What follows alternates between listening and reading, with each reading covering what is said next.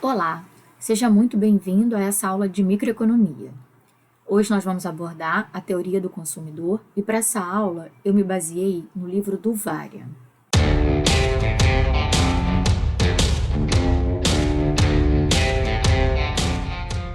Nessa aula, pessoal, nós vamos ver como a renda impõe limites às escolhas dos agentes, ou seja, à escolha das pessoas. Nós vamos ver também como as preferências dos agentes podem ser representadas.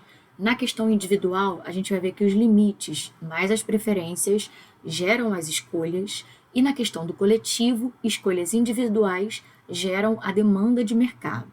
Vamos embora? A primeira questão aqui, pessoal, é por que eu vou aprender a teoria do consumidor, né? Quais são as aplicações para essa teoria do consumidor? Qual é a prática de tudo isso? Bom, ela vai auxiliar no estudo de como o consumidor age, né? Por exemplo, uma empresa quer lançar um novo produto, ela precisa entender o consumidor, como é o consumidor dela, como são as preferências dos consumidores dela. Por exemplo, também eu posso usar, se eu quiser dar um incentivo para consumo, a questão do governo de fazer políticas de incentivo de consumo, então o governo precisa conhecer como é o consumidor daquele produto, daquele perfil, e fornece também alguns elementos necessários à avaliação da eficiência do sistema econômico como um todo. Então essa teoria vai ajudar a entender todas essas questões, né? E outras questões também que eu não listei aqui para vocês. Aqui para nossa teoria do consumidor, a gente vai precisar de alguns pressupostos. O primeiro pressuposto é que os agentes são hedonistas. O segundo pressuposto é a racionalidade, o terceiro pressuposto é a preferência conhecida e o último pressuposto é a livre disposição de informação. O consumidor é racional. Isso é, os indivíduos sabem o que querem e procuram aproveitar ao máximo as oportunidades disponíveis, dada as restrições de escassez que enfrentam. Com relação à teoria da preferência revelada, essa teoria trata com a suposição de que os consumidores consideram um conjunto de alternativas antes de tomar toda decisão. A filosofia do hedonismo é uma escola de pensamento que diz que a busca do prazer é a coisa mais importante para o ser humano. Essa teoria vê o homem como sendo motivado pelo desejo e por prazeres. Portanto, essa busca pela boa vida, pela vida boa, torna-se a força motriz do homem. Por último, existe o perfeito conhecimento das informações. Agora a gente vai falar sobre as cestas de bens. A ideia de conjuntos de consumo foi introduzida na teoria do equilíbrio geral em julho de 1954 por Aron e Debré. Bom, segundo os teóricos, né, os pesquisadores, o que pretendemos captar aqui é o universo de escolhas alternativas sobre as quais a mente do consumidor é capaz de vagar, livre de considerações sobre as restrições e a realidade de sua situação atual. O conjunto de consumo às vezes também é chamada de conjunto de opções.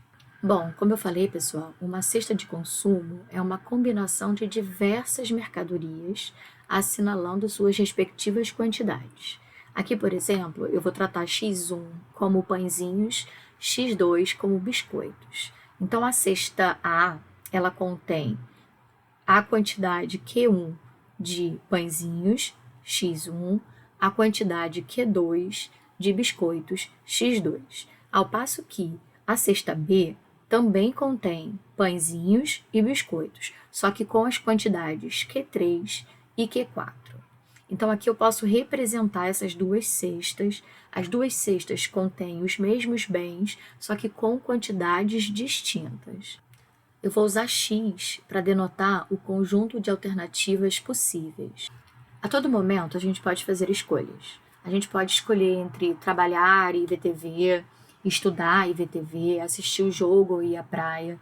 Essas são as possibilidades, né? O que a gente tem para escolher. No contexto da teoria do consumidor, as alternativas são chamadas de cestas de bens e elas podem ser representadas por X. Agora, pessoal, a gente vai falar sobre as preferências dos consumidores.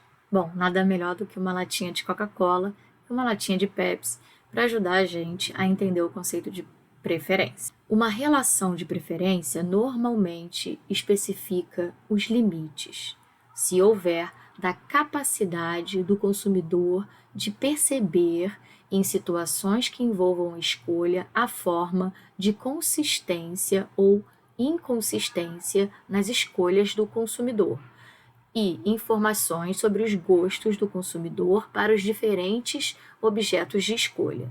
A relação de preferência desempenha um papel crucial em qualquer teoria de escolha.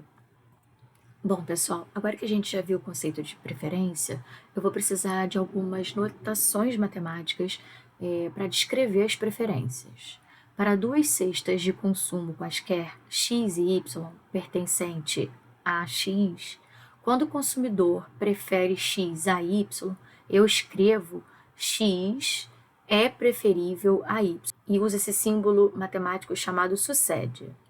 Quando o consumidor é indiferente entre x e y, eu escrevo x til y, ou seja, para o consumidor, x é indiferente de y. Para dizer que x é ao menos tão bom quanto y, eu uso esse símbolo aqui matemático. X é ao menos tão bom quanto y. X sucede ou é igual a y. O nome desse símbolo é sucede ou é igual a. Bom, gente, se as preferências elas são racionais, elas são completas, reflexivas e transitivas. O que quer dizer completa? Quer dizer que não há indecisão quando o consumidor expressa o que prefere. Seja A e B, duas cestas de bens ou dois bens, A é preferível a B, ou A é indiferente a B, ou B é preferível a A. Reflexiva. O que isso quer dizer? Que a cesta A é pelo menos tão boa quanto ela mesma. E transitivas. O que isso quer dizer? Que é possível transitar pelas escolhas. Bom, se A é preferível a B e B é preferível a C, logo A é preferível a C também. A gente pode usar o nosso exemplo do refrigerante para falar da transitividade.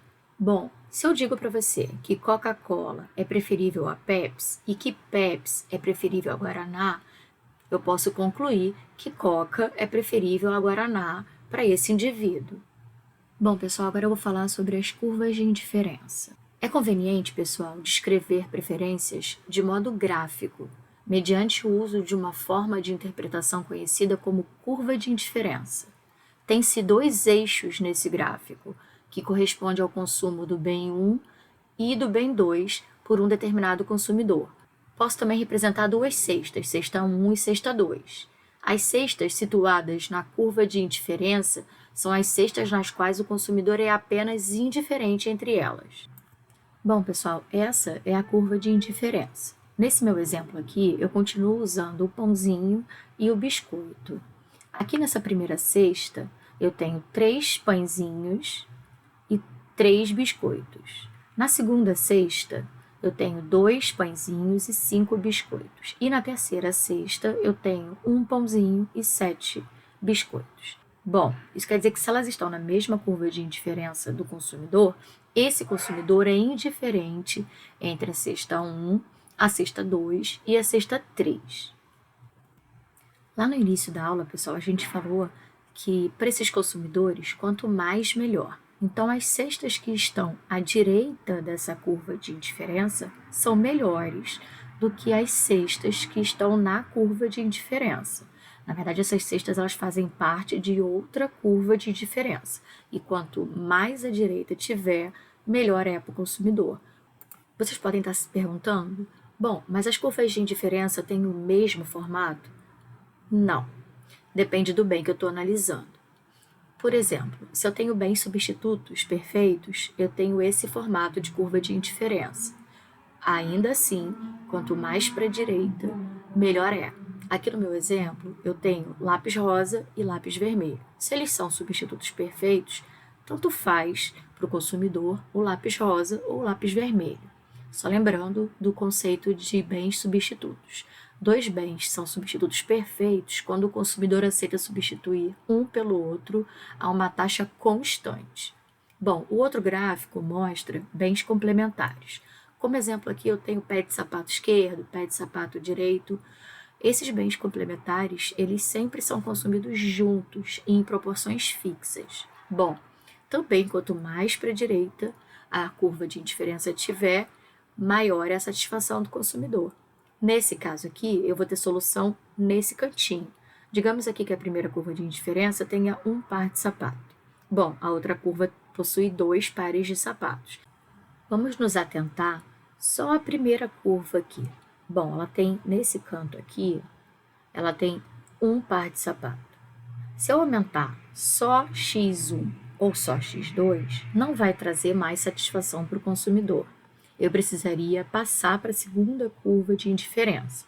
Lembra que eu te contei que aqui tem um par de sapato? Aqui são 2 pares de sapato. Bom, se eu tenho 2 pares de sapato e eu acrescentar mais do pé direito ou mais do pé esquerdo, eu não vou sair dessa curva de indiferença. Então, para o consumidor que eu estou analisando, tanto faz. Se eu acrescentar mais um par de sapato, eu vou para a terceira curva de indiferença.